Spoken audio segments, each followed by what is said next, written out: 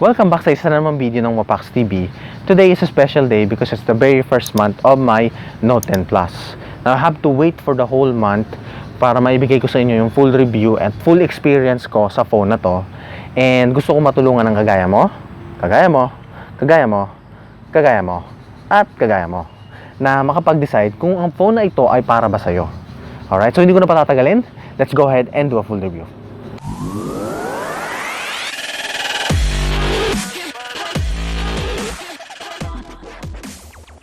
Alright, so i-discuss ko na sa inyo yung mga, of course, things na nagustuhan ko or things na hindi ko gusto at things na, of course, makakatulong para sa inyo kung ito ba ay para sa inyo or not. Okay?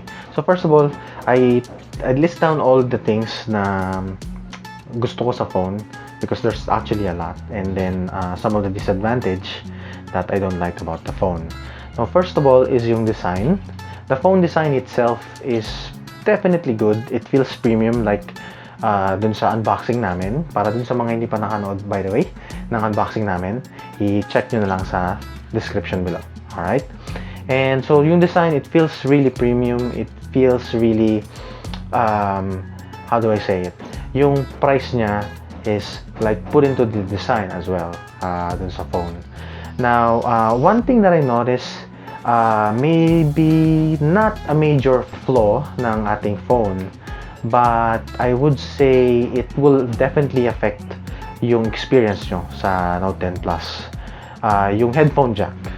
As you may already know, most of the phone companies right now are removing na yung ating headphone jack. So, the main issue for us is yung headphone jack. We normally use that for yung sa lapel, sa mic. In my case, the Note 10 Plus doesn't have a headphone jack, so we really have to improvise. Now, another thing is yung price ng headphone jack converter, yung USB Type-C to headphone jack is really expensive. So, I think mga nasa 1,000 yung price. For those na gustong bumili ng mas mura, actually meron sa Apple, based on the review, gumagana siya sa Note 10 Plus. So mas mura siya, I think it's 590, somewhere around that amount. So another major flaw for me is yung placement ng power button. Now somehow I don't know if it's major flaw for you or minor flaw for some of us, but yung power button kasi normally is like this phone right here. It's located on the right side. So most of us na nasanay sa right side ng normal or older phones ng Samsung, sanay tayo na nasa right side yung ating power button. Now on the Note 10 Plus, yung volume rocker niya and then yung power button ay nasa left side na. So, sometimes, pag nasanay ka, malilito ka.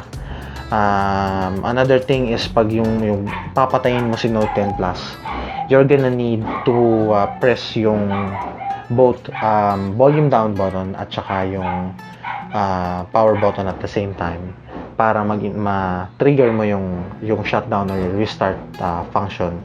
So, well, that's actually remappable. Pwede nyo siyang i-change. Take note of those things, guys. That's gonna, of course, those are the things that will help you consider if this phone is for you. Now, that's all for the design. And then, for the performance, I would say this phone is definitely one of the best that you can, of course, get in the market today. When it comes to running the application, it can easily run all the application all at the same time, multiple apps, all of the games, high specs games, high graphic demanding games like ROS, PUBG, Fortnite, Mobile Legends on the high settings, even of course yung Asphalt GT. And those kind of games demands a high specs phones, and this phone right here, the Note 10 Plus, easily beats them all. So I would say the phone is definitely the beast when it comes to the performance and the specs of nowadays phones. Now, one thing na medyo I would say major flaw din for me is yung battery life. Because of these phones, performance, the specs, the graphics, the quad HD and everything, the screen size, the battery life sacrifices for that. So for me, when I use the phone, it only took me about an hour to charge. That's actually one of the best thing about it. It has a 25 watt fast charging power brick. But the thing is, when you use the phone, it only lasts from 8 a.m. in the morning. That's the time I wake up. And then up to 10 p.m. in the evening, it's almost drained out. So for a price of 60,000, I was kind of a little bit expecting nang umabot siya more than that. Maybe 12 or 11 midnight. But in my case, I actually put it in on dun sa power saving mode just to reach until 10 p.m. So yes, it really sacrifices a lot dun sa battery natin. Now, that's totally fine. I know when there's a performance, there's also actually a high demanding power consumption din sa ating phone. So I would say it's not really a big thing kung mabilis naman siyang i-charge. So yun lang. For the price value, I was kind of a little bit expecting a little bit more on that case. Now again, like I said before, a high demanding graphic games demands a high battery consumption as well. So take note of that.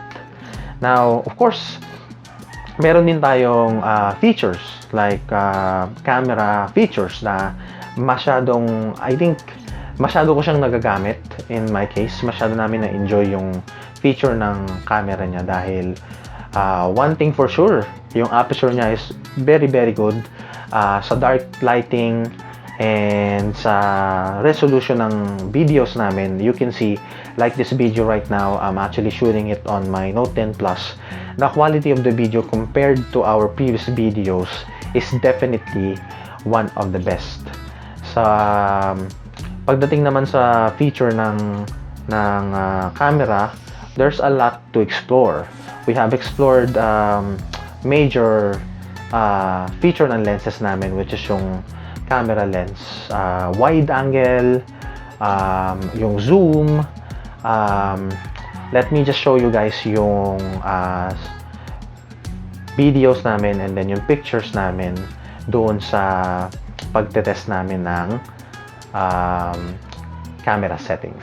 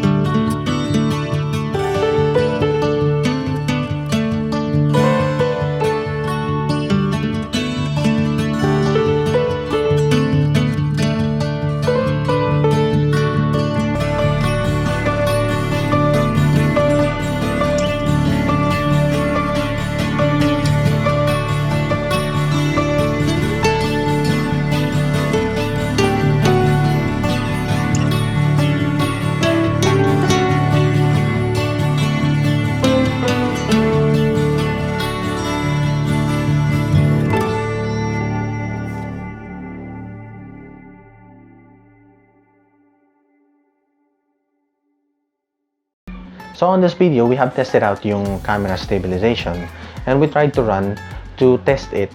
And as you can see, there's a lot of difference dun sa aming shot from the one with no camera stabilization and the one with a camera stabilization. It looks like there's a gimbal on the phone, and napakaganda ng shot na merong camera stabilization. We also tried a lot of features like the AR or the what you call augmented reality. This phone has an augmented reality feature as well.